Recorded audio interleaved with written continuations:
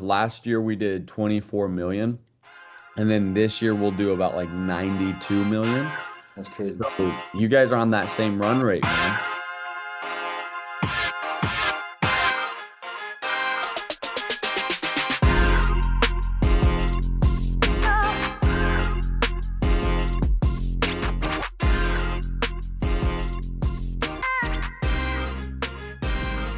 We're gonna start with a little bit of intro on you. First of all, appreciate you for joining us. Yeah. Who here knows what Mr. Wylie Hawkins, who he is, what he's been able to accomplish a little bit of like that. Someone can just drop a W in the chat for Mr. Wylie. That would be great. Yeah, he's a neighborhood hero, that's for sure. Wylie, how old are you, man, if you don't mind me asking? That's awesome. Well, hey, first How off, young are you? to How your young? guys' staff, and I'm 26 years old. If Damn. I shaved this goatee, I'd look like I'm 20. Nah, man, that's crazy. It's kind of a flip with us, man. I'm 2 years younger than you, but I probably look like 15 years older than you, unfortunately. If I shave my beard, I still would look older, unfortunately. But it's all good. When could you grow a beard? Like high school, bro. Probably Yeah, like, yeah. my pops couldn't grow a beard till he was like 32, so I Oh, got yeah. another 6 years. It's just the genes, bro. It's just the Yeah. genes. You know what it is. No, but seriously, man, it's a pleasure having you, man. You can see a lot of people obviously, are excited to have you here. I'm totally excited to have you here, man. And it's something that we've been kind of talking about for quite some time now. So I kind of want to, take some time to go over like some themes, right? And give everyone a little bit of background on like who don't know you here, what Mhm. you've been able to do. So the theme of today's conversation, as we've discussed, is just talking about, obviously you are big on faith, right? You have scaled an organization at the age of 26 years old to $12 million in issue paid business on a monthly basis. So to put that in a perspective for like everyone else here, we did like 22 million for the year. You did what we do in a year in 2 months. How long have you been in the industry too, if you don't mind me asking? I think like since the Hey, 19. well, dude, what's cool, bro, is last year we did 24 million, and then this year we'll do about like 92 million. That's crazy. So you guys are on that same run rate, man. Insane, man. Insane. And It's amazing stuff. I've been in the game for 5.5 years. Wow. Okay, okay. And you're two-time Hall of Fame too. So you still writing business as well? Like I see some No, stuff on your story, not as much, yeah? I I can't mean, imagine. I'll write just to like if I feel like just to write some business. I mean, writing business and selling policies and helping families is really fun. Mm-hmm. And if I feel called to do it, I'll do it. Mm-hmm. That's a beautiful thing to show other people within your. I know you still participate a lot, right? Like within your organization, I see in your stories and stuff like that, right? You're still going down to the offices, you're still locking in with your guys, man. So, I can imagine that, obviously being around them, helping them out while they're doing what they do best, is definitely crucial, critical for their success.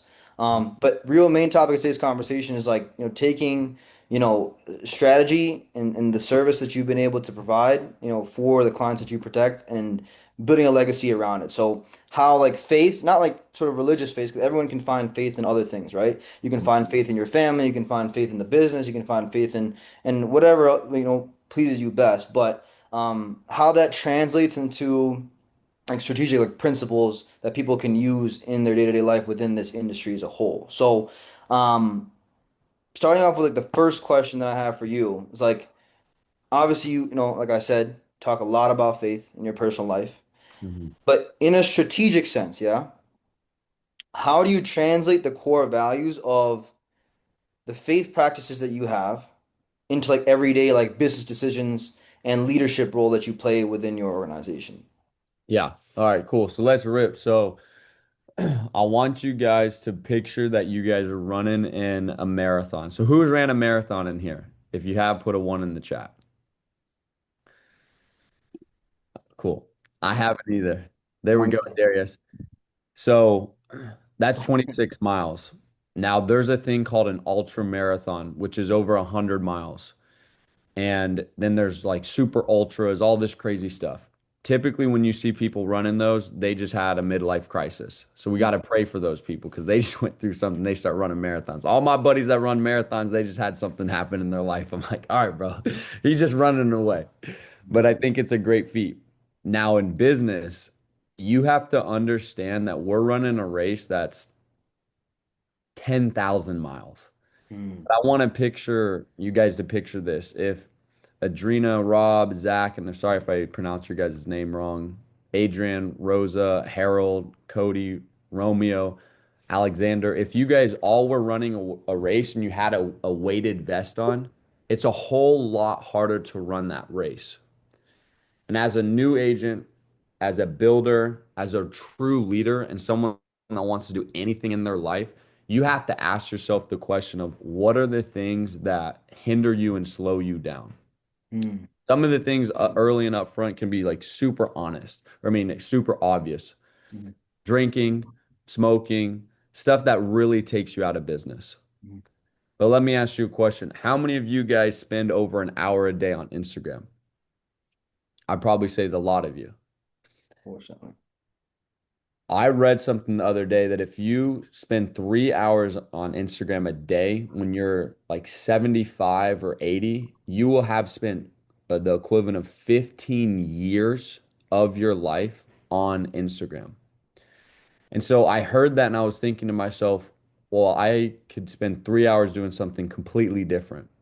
And so now what I do for myself with this habit is I will post. So I'm doing a reel a day this year. I'll post and then I'll delete it. I'll Yeah. delete Instagram because I just know I can't be on it. But the first thing that you guys have to do is you have to figure out, like, before you add good things into your life, you have to remove bad things in your life. Hmm. And this is something we've all heard, but the word hearing means to listen and obey. Hmm. And so if you just listen to me, this call, it does you no good, dude. But if you can put it into practice and actually start walking this out in your life, then you can genuinely have the same stuff that I've got, if that's what you want. Hmm. So to answer your first question of like how does faith translate? I mean, like everything I'm going to be sharing like comes from the Bible and I could pull up the scripture, talks about take off your encumbrances, you're running a race, you have to endure till the end, set the crown, all this stuff. Hmm. But I'm going to put it in just like really simple terms. Now, that's the first thing. The second thing, if you don't hear this one, man, you're done for. Hmm. If you walk with the wise, you will become wise. Hmm. But a companion of fools suffers much harm. So we've all heard it. If you hang out with five crackheads, you'll be the sixth. If you hang out with five millionaires, you'll be the sixth. Hmm. But a better question is who do you go to for your advice? Because a lot of people don't actually have wise counsel. Hmm. A lot of people, like, honestly, the only guy that had ever asked questions in here too, if I was a producer, would be the dude that did 75K. Hmm. Because if anyone that's not above 30K in week three, I'm not talking to. That's the truth. And so then you have to ask yourself, who do you talk to on the good, like the majority of your day? Who are you taking advice from? Are you protecting your ears, what you see, what people speak in your life? And if you're not doing that, you're going to fall off eventually. So many people have a really slow death here, really slow death. Hmm. They sit around, they do 15K, then they do 18K, then they do 22, then they do nine, and then a couple chargebacks hit, a couple negative things are said in your ear, and then it says a little leaven leavens the whole lump. If there's mold on a piece of bread, it will spread to the whole piece of bread. When people put stuff in your ear and that grows, it's going to affect you. And so you have to be really careful of or what are the habits? Like this year, all I'm focused on with my team is their habits. I don't Hmm. give it two, Hmm. I don't care at all about their goals. Hmm. Zero. Not one bit do I care about their goals. I'm just asking them what are the habits in the good majority of the day, Alexander. All I'm trying to figure out is what do they need to remove? Dude, Hmm. some of my guys got really bad freaking diets. Hmm. And if I'm expecting to turn these guys into Ferraris, I'm not fueling them with normal gas. They have to eat right. They have to show up. They have to be in tune because we're going 14 hours a day, Hmm. 6 days a week, Hmm. and then their sleep schedules. Like, I mean, dude, like you're a life coach when you sign up for this That's the business. truth. Yeah. You are a life coach. Yeah. And the good majority of my people, they delete Instagram. Like I will rain hell on them tomorrow and be like, if you're not posting for work, delete Instagram Hmm. because y'all are wasting your life. Hmm. And then another thing is what I struggle with for the leaders in here. Here, let me write this down. I'll give you guys two things. So what I struggle with for the leaders in here, and for anybody in your life, is the question of what does it mean to love somebody? And I've always been a people pleaser. I've always liked to make sure that people like me and I'm friends with them. But what I realized was if I could talk with Cody and I could tell him, "Hey dude, here is the number one thing in your life that's hurting you, and I know where you can go. I know where you're headed, and the biggest thing for you is blank." And it's super hard for to tell him. So I had a guy the other day. This dude was he's pretty heavy. Like he's overweight, he's not healthy, the whole nine yards. And I was like, "Hey man, like you know that I care about you." He's like, "Yeah." And I was like, "I need to tell you something." He's like, "All right." I was like, "Well, first off, what is your goal this year?" And he told me his goal. He's like, "I want to make 40,000 a month." I was like, "Awesome, bro. You know, the heaviest weight in your life is going to be the front door of the gym. Because if you can get in the gym and you can lead yourself, you will be able to lead anybody in the business. You have all the talent. I'm not asking you to be the fittest guy in the room. I'm asking you to show up and lift the heaviest weight in the gym, which is the front door. But all I have to focus on with this guy is him just getting himself right. And then the rest of the business will follow. Hmm. But that's a hard conversation because people are like, oh, he might think this of me. He might. It Yeah. doesn't matter, dude. It does not matter. Hmm. So real love is hard conversations. So that's that. Now, how you have hard conversations is just tell the truth with love. Hmm. Like literally just tell the truth with love. But this is how it goes in my organization. So if somebody does something wrong, it goes one to one, me to them. If they show up late, I'll go pull them aside. Hey man, this is in the description of a leader here. Like you're an example. Do you think being late is a great example to set for you and your team? No. Cool. Why were you late? You break up with your girlfriend? Is anything in your personal life going on I don't know about? No, you're good. All right, cool, bro. Can you fix this? Yeah. If he doesn't fix it, then we go one to three. That means I'll take his top producer and maybe his upline, and then I bring them all in. And I'm like, hey, this is your second offense. This is the second time you've been late. What's going on? Because I always check in on their personal life. You just have no idea. I mean, I've had people that they've had people die on them, and then I start raining down on them, and they just freak out. So I'm like, all right, that was my bad. Yeah. One to three. Hey, this is the example of a leader. Are you a good example? No. Now let's say he's late again.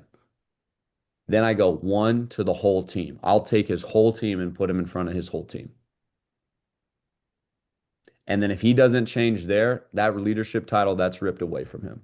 That's amazing. I'll make it very blatantly obvious. He's not a leader. Do not listen to him. Do not follow him. He is no example to be worthy of following. Amazing. But the question is, you guys, is are you on top of the people like that? Because if you're not, you're selfish and you're Mhm. not going to get far. You have to.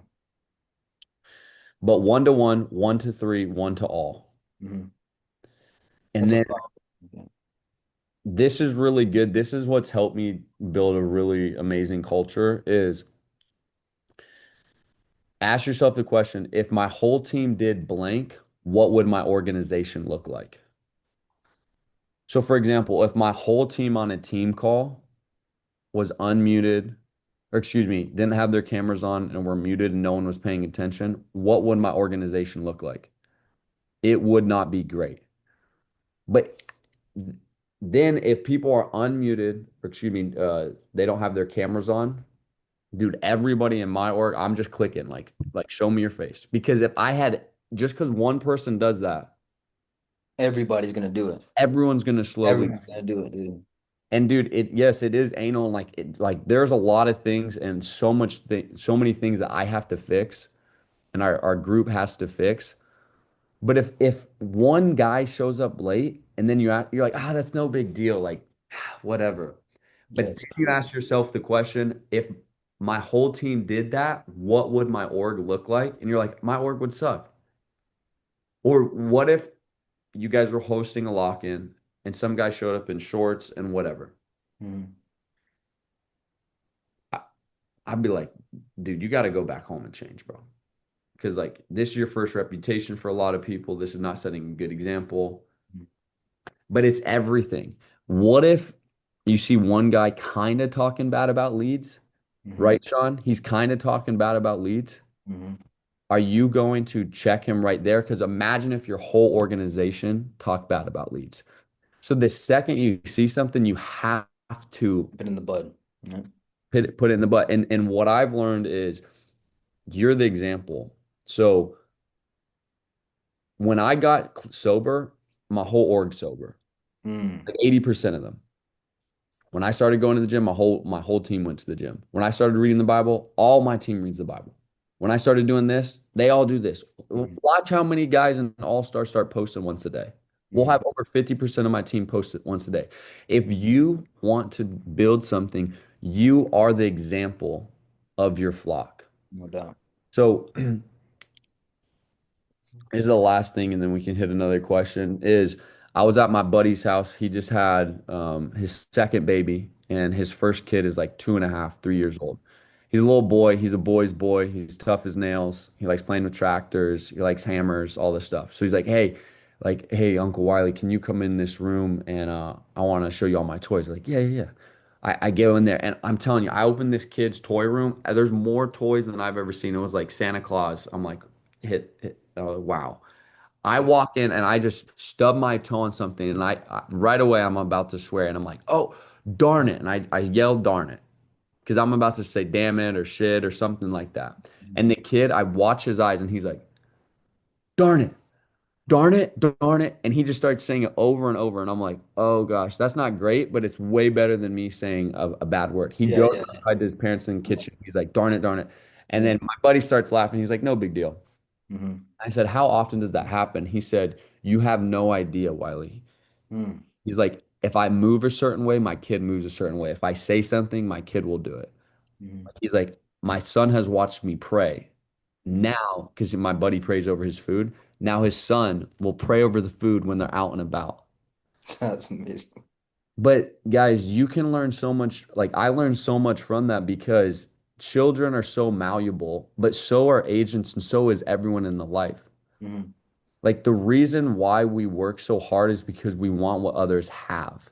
Mhm. Like that is truly why. And so then you're willing to like follow suit because you guys do want what I have. I have an amazing business. My mother, she's completely retired. I send her $20,000 a month. She can do whatever she wants. She's like, I want a Range Rover. I'm like, sure, whatever. This woman grew up at the end of the month. We'd have soup for 7 days, the back half of the month. Because that's all she had. She's just a normal retail worker, bounced from one job to the next to the next. She's a queen Yeah. and There she you go. deserves it. And she got her house too, no? Yeah, I bought her a house. Amazing stuff, man. Yeah, dude. I mean, You know, she's living life. there's a saying that is also like, like a faithful saying. I say this a few times, like on this podcast, which is like, heaven lies under the feet of your mother. You know, so like, you go to your mom, you will surely be, granted, properly. You'll be taken care of in the hereafter. That's for sure. Yes, for sure. Definitely honor your mother and father. There's zero questions about that. You hit some amazing notes, Wiley, man. I really want to, take some time to understand like which because these are good frameworks too. Like these things that you're talking about right now are things that, you know, I feel like, in an office, it's, office culture is a lot easier, but us being virtual, it's these are the things that are going to take us, like, move us forward. These are the things that are going to move the pin, right? Like being able to be strict when it comes to having cameras on. Building the culture on a virtual setup is way harder than it is like in office, right? Because everyone is at the will of their own mercy. Everyone's, Definitely. mostly at home. So being able to use these frameworks when people show up late or cameras are off or whatever you may have it, man. These are amazing things. You also so I did a lot of research on you as well, man. Like just growing up, like, your childhood, things like that. I don't know everything about you, but you you also kind of talked about a little bit too, right? You were in rehab for quite some time, but you faced a significant amount of challenges early in your career and like early in life too, man, because you're only 26, right? Mhm. Um, and don't take that the wrong way because I'm younger than you, so I hope you don't. Oh, you're dude. Oh, yeah, bro. I'm But in the book. what sort of like mindset did you have to adopt to turn these setbacks into opportunities for growth? And like you like similar to how you shared like some earlier frameworks, like what kind of practical steps did you take um to do that? Yeah, yeah, yeah, yeah, yeah. So I just viewed everything as an experiment because like I don't know if you guys were ever in middle school and like like one week a year this guy Yep. would come in and do like he would do these science experiments and I always thought they were so cool. And Mhm. so for me, I just think of like all my failures as just an experiment, excuse me, and then I just write down what I learned from it. So like Mhm. in terms of like all the adversity and the stuff that I faced, dude, I just understood that like some if like if I gave you a game and I was like, hey, you have to do this 1,000 times, and at the end of it, you will have $1 million. How Mhm. quickly would you go through the 1,000 things? You go through so fast. Mhm. So for me, dude, like, I mean, one, what's your commitment level to this? Like, Mhm. it's a really, really big question is how committed are you? Because I burned the bridges in my life right away. I didn't even have anywhere to go back to be honest. So like this was pretty easy for me just to like keep forward. I knew this was my ticket out. I knew this was the opportunity that changed my life. I knew this would be like everything for me. Mhm. And so there was no turning back. But like, guys, there are plenty of days where it gets extremely, extremely, extremely challenging. Yeah, I can imagine. There are so many days, but like, if you can be rooted in your disciplines, you will be all right. You need Mhm. to have watering holes. You need to have people, places, things you go to that fill up your tank. Not the phone, not doom scrolling, none of that shit. Go to the gym, please. Like, I cannot tell you the importance of the personal development aspect. Mhm. Mhm. I am not that smart. Genuinely, not that smart. But I understand that this vehicle, me, my body, and all my guys, if we can get that in tune, this business is so easy. So that's Mhm. my whole job, just to audit. Like, and I want to show you guys this. Mhm. So I made a reel about it the other day, and this has been the best tactical thing I've ever done in my whole entire business career. Okay. This notebook is back in 2022 when we started telesales, and it has three things on it. It has my schedule. So wake up at 6:30, Bible breakfast in office. In office by 8. From 8 o'clock to 10 o'clock, I was doing one call closes. From 10 to 10:30, I responded to all my DMs. That was from my recruiting, all my texts. Then from 10:30 to 11, I was training my VA and I was role playing with them. 11 to 4, this was like random miscellaneous stuff. 4 to 6, recruit, do my team call. 6 to 8:30, dial for Alaska, Mhm. and then Yeah. 8:30 to 10 bedtime. Now, the next thing, these were my needle movers. I Mhm. always decided what are three things that was going to move my needle every day Mhm. in your business, in your faith, in your fitness. If you can hit those three things, I am telling you. So mine was read the Bible, hire one person, and then book 30 appointments that week. And then after that, the last lesson was what God taught me. So this was in Hebrews.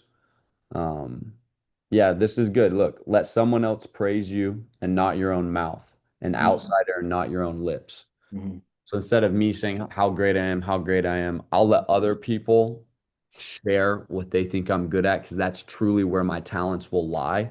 Is not my own pride telling me what I'm good at, but if like Abigail's like, "Hey, Wiley, I think you're great at this," then Mhm. that's where I'm going to sit. I'm going to double down on that. Mhm. But I am telling you guys, every single night for the last 5.5 years, I have a stack of notebooks, I'm kid you not, this big at my house in North Carolina. If you write down your schedule, three things you're going to accomplish, one thing that God taught you, and you do that for 90 days, Mhm. it's done. You guys will have the best year of your life, the best year, because one hand of quietness is better than two hands of work.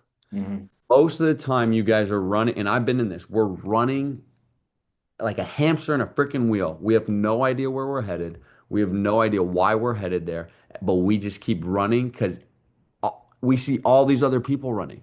Hmm. But let me tell you something. I make 300 plus $1,000 a month. I have two homes, the car I want. I have everything you could imagine from the aspect of the world. When I got to the top of the mountain, I have all the accolades. I've been on podcasts. Like, people come up to me in the street sometimes, like everything, that little bit of fame. I've tasted all of it. I hated it. And I felt dissatisfied, lonely, and honestly in a worse position than when I started because I felt so isolated. And what led me back to Christ was that was the only thing that ever gave me any sense of peace. And so, whatever your relationship with God is or is not, I'm telling you from somebody that has everything the world can offer, it just went away. Hmm. Just like here, next thing, next thing. And this game is super simple. Like what you're hearing from me today is not that prolific. Hmm. It's very basic stuff that can change your whole world inside and out. But the only thing that can change you is God. And if he will do a radical transformation of your heart, and then you get to experience that in your life externally. Hmm. Like there's only one person that can do that, and that's Yeah. Jesus. So I'm telling you guys, schedule needle movers, one thing God taught you. You guys do that, dude, and do that for 90 days, and Mhm. y'all will be good. Like tell me how it goes. No doubt. No doubt. Now, let me ask you this too, man, because like you know you cite the Lord quite often, right? And there are also a lot of folks here, like also everyone has different types of beliefs, right? Different types of faith practices. Do you think for people who like, this is kind of like a quick question, but like for people who like aren't practicing as much, would you say that it's possible to still find that kind of faith in like, because the whole premise of writing this down is to put down what you've learned, whether that's from the Lord or whoever else may be. Do you think they can get that sort of knowledge and write that down in the same way from like external sources, like maybe their coach, allies within their life, things like that? Do you find that to be possible as well, and still for it to hit the same way and be effective in the same sense? I would say, yeah, absolutely. I mean, I think if you can just be someone that can consistently learn and like take advice from wise counsel, then yes, like you will get something out of it. But there is worldly wisdom and there is true spiritual wisdom. And so it's like if you really want true wisdom, you got to go to the source. Mm-hmm. Now everything else is just going to be watered down. Mm-hmm. That's the truth. Gotcha. It will be watered down. Ha- Um, Now I want to give you guys this on recruiting. So who's recruiting in here? Like who really wants to build something this year? Okay, awesome. Um, this is what we're doing this year, and I'm telling you, I have a feeling we're about to recruit close to like 5 or 10,000 people this year alone. But every video that we put out from our team page from this aspect is all going to be based on testimonies. So, quick example. We had a guy that made his first sale last week. We're like, hey, bro, how long did you dial? What was your training like this morning? How long was that conversation? How much did you make? Those were the four questions. Boom, filmed him. He's all excited. Boom, we post that. We tag him, then he posts it. Then now hit all his boys watch it. We get that out there. We show people that are watching us what's that first sales look like. Then we had our OG agents get interviewed, the guys that have been here for a while. How much did you make last year? Where did you come from? What was the biggest lesson? And they all went through that. We have proof, we have statements up of how much they made, how much their team did, the biggest lesson, all of that.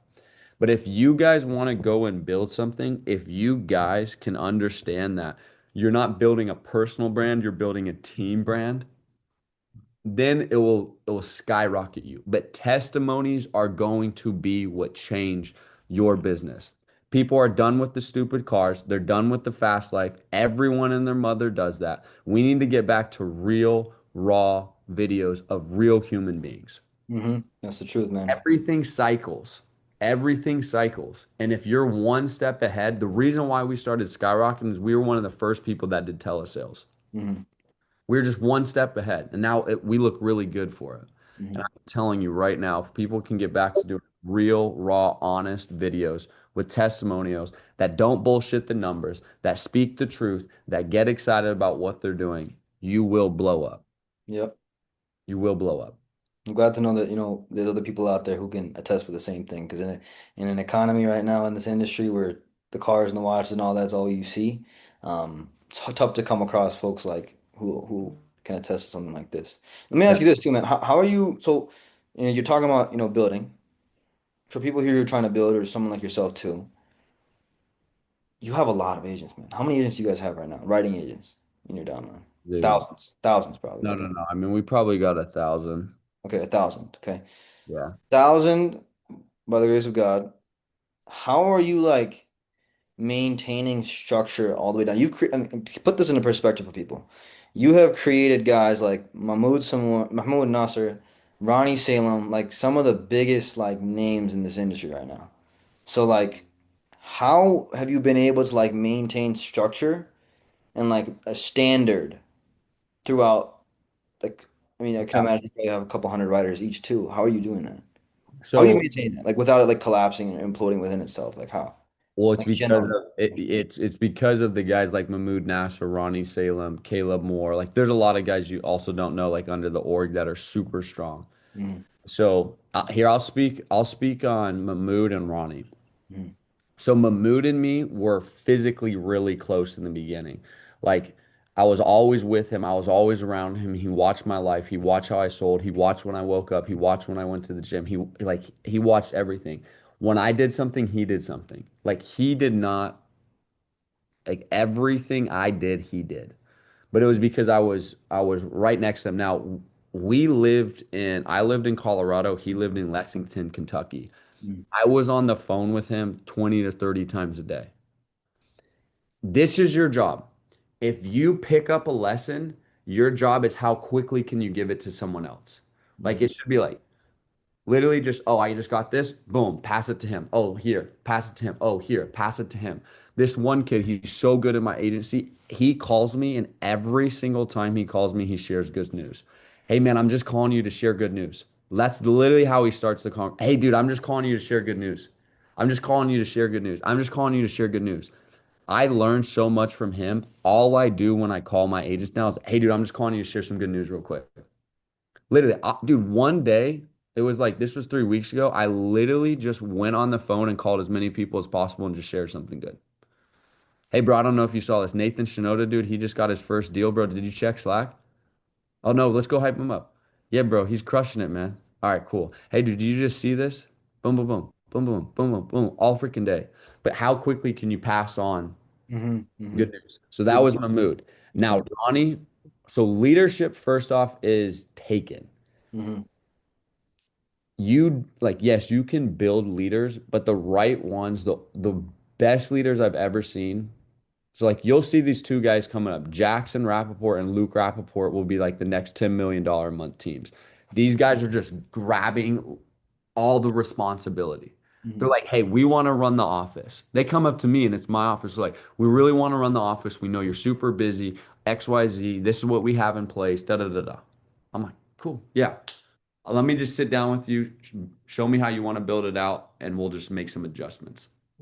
So that's what Ronnie Salem was like. But with Ronnie, I had to get him in bigger rooms because he was more talented than I was. But if I had the ego, I would have just kind of tried to put him down, not get him around the right rooms. So I got him around Sean Mike, Zach Twardowski, and the best thing that I ever did was I paid Alex Hormozy and his team $32,000, and I brought Ronnie Salem to those three events that we had with Alex and his team. Literally after that, he just skyrocketed. yep. Yep. So, I mean, there's guys like Patrick Bet David that do really great events. Sean Mike, we have an amazing CEO. I mean, truly amazing. But most of the time, you don't have to be everything. Like, dude, I send my guys podcasts, I send them YouTube recordings, I send them everything that I listen to just so they can start getting acclimated and get the same information. Because, dude, I'm not the best leader, bro, Mhm, by any capacity, but I know. to get people in the right rooms. And I'm like, cool, I did my job, dude. Like if he Yep. listens and does it, I'm good. Yep. No doubt. You're the bridge. You're the bridge in that regard. Be the Okay. bridge, man. So in terms of like talking from like the agent standpoint, like when you're trying to build, like I guess I'm kind of harping on the standard stuff, right? Do you guys have like an interview process, or do you guys just mass recruit in that sense? Like how do you know, how do you identify, and what kind of questions are you asking to see if like a new hire is going to succeed in the commission-based structure that we have here?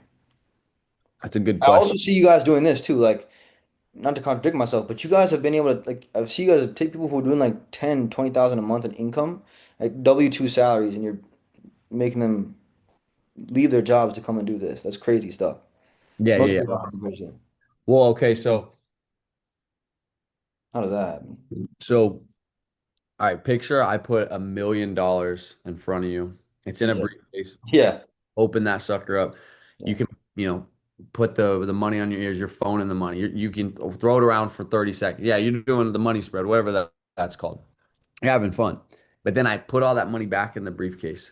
I'm like, hey, brother, you can have this, but for the next 30 days, you need to wake up at 5 a.m., work out. You can't smoke, you can't drink, you can't do this. And you have to read 10 pages from a book every single day. And maybe one other thing. You can't eat sugar. Would you do that? Easy for 30 million. Why? It's because the reward is so high, the obstacle doesn't matter. There are tons of obstacles when you hire them, but you guys aren't telling them that the reward is worth it. Because when I realized that, my whole interview process changed. How many of you guys have hired people and I'd say less than 10% or 10% don't even get licensed, don't even get contracted, don't even start? Yep. Dude, my first year, bro, I swear to you, I hired like 500 people. I had like 30 people. And I'm like, what am I doing wrong, dude? And then Sean really broke this down. Now, I created this analogy, but Sean like kind of gave me the idea. And if you don't make the reward believable that they can achieve it, they're not willing to go through the contracting, the licensing, the no's, the buying the leads, etc. So the question is, how do you get the belief to hear? So we do 3 calls. This is real simple. Call number one is like a connection call. So this is where I just connect with them about my life and their life. What do they like about their life? What do they want to change? Why do they feel like they're there? What are they looking to get into? Like, dude, I hardly talk about the business. Like, I just want to build a bond. Hmm. This is a relationship business. Hmm. You have to connect. Hmm. So I spend 10, 15 minutes getting to know them and really freaking knowing them. Then I share my story. And that's when I share my testimony. Hey, dude, college dropout, been to rehab, done all the stuff, da da da. First month made like 10K, second month 30,000. My first year I made 208K. Then my boys and me, we started doing this thing, dude. It started getting real fun. It was like we were playing sports again. But dude, every time we put up a bucket, it was like we put up 10K. So dude, we were just having so much fun. I made 408K that year. Then the third year I made 778,000. Then the fourth year I made 1.5. This year I'm gonna make 2.8, 3 million. Next year, God only knows. But dude, it's amazing. Like I get to work with my friends. We work out all the time. We travel together, all this stuff. They're like, hell yeah. And I'm like, cool. I'm like, yeah, dude. Well, I'm gonna hop off real quick. Like, let's set up a time to talk tomorrow. What time are you free? I'll set that up. Now, this is important. So the first call is connection, your testimony. The second call is get them to connected to someone else in your organization that's similar to them. Because now they've heard my testimony, but could they hear like Kimball? Like let's just say he's 90 days in, for example, and he's just having a breakthrough month. He's just doing that first like 25K, 30K month. All right, cool. I want Kimball to share his first 60 days in depth of what it looked like and then how he's just having a breakthrough month. Now it's realistic and he's heard 2 testimonies. And then the last one, the third call. So I'll have them hop off. The third call is just with me, and that's when I really put like a plan of action together. Like I get their commitment. Why do you feel like you're willing to work 60 hours a week? What happens if this week you make one sale and you have a couple chargebacks? Why do you feel like you're going to overcome that? What's the biggest time in your life you faced adversity and what did that look like? And I could go down the list of 100 questions, but I don't think that would be the most beneficial. So I do three calls. Okay. Three calls. Now, Casey, I'm going to answer your question. How do I know if they're going to be a good match for my team? So between each and every call, they have an assignment. So that's watch my YouTube video, that's take notes. It's usually watch a video or show up to one of my team calls or one of our trainings and send me back notes. A call to action. You have to put CTAs between each step. So they have two CTAs, three interviews. What naturally happens, Casey, is they don't watch the video. I'm like, why didn't you watch the video? Okay, cool. But hey, before we hop on with this other guy over here, my agent, like I just need you to watch that, come prepared. Like, how long will that take you? 30 minutes. Cool, 30 minutes. I got busy, something. I'm like, cool, you're not serious, dude. Next, out. Like, I'm not chasing anyone. But so that's a really big qualifier because if you're hiring based on your first interview, you're done. Like you should might as well just don't even hire them. They're not going to pan out. Don't do that. That's dumb. Please just don't do that. So one, two, three, two call to actions. Now, Casey, how do you know if someone's a good match? I honestly, if they get through that, I consider that a match, but I never know. Sometimes the worst guys in my org have turned out to be the best, and the guys I thought would be the best have been the worst. So I just have a three strike rule, you're out. I put a plan together. If they don't perform something, that's when I have my that 1-to-1. Then if they don't do it again, I have 1-to-3. And if they don't do it again, I have one to the whole team. And then after that, I'm like, hey, dude, you're not changing, bro. You got to go. You have to be a real life manager. Like this isn't 1099 to me.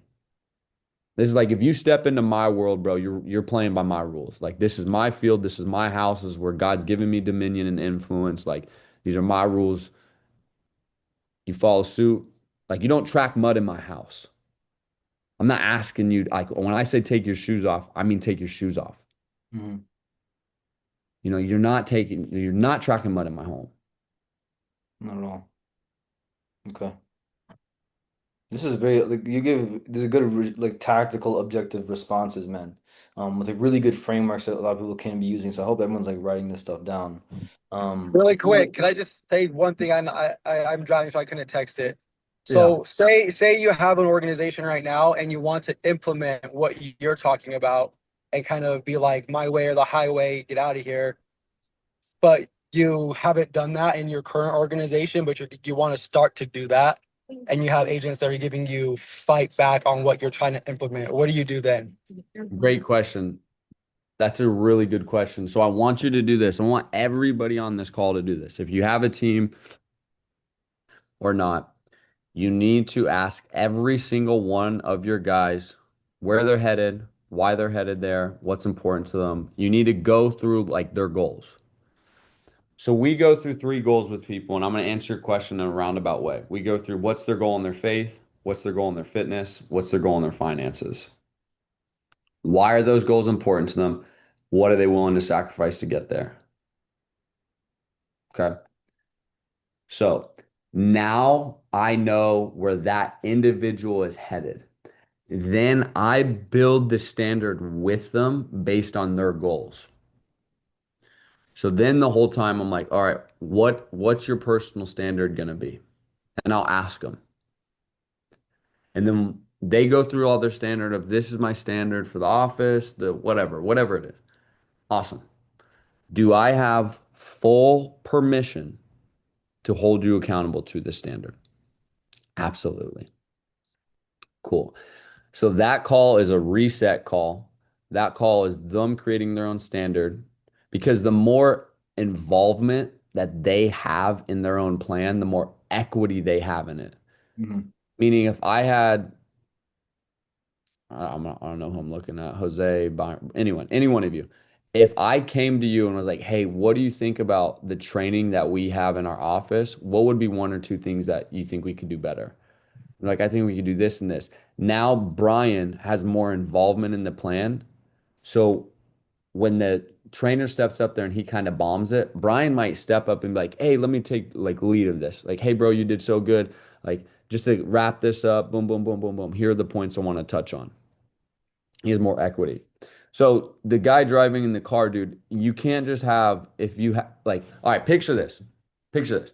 If I'm walking a dog and I have the leash on real tight from the rip, when I give the dog a little bit of slack, then I tighten up, it's no big deal. The dog's actually super happy.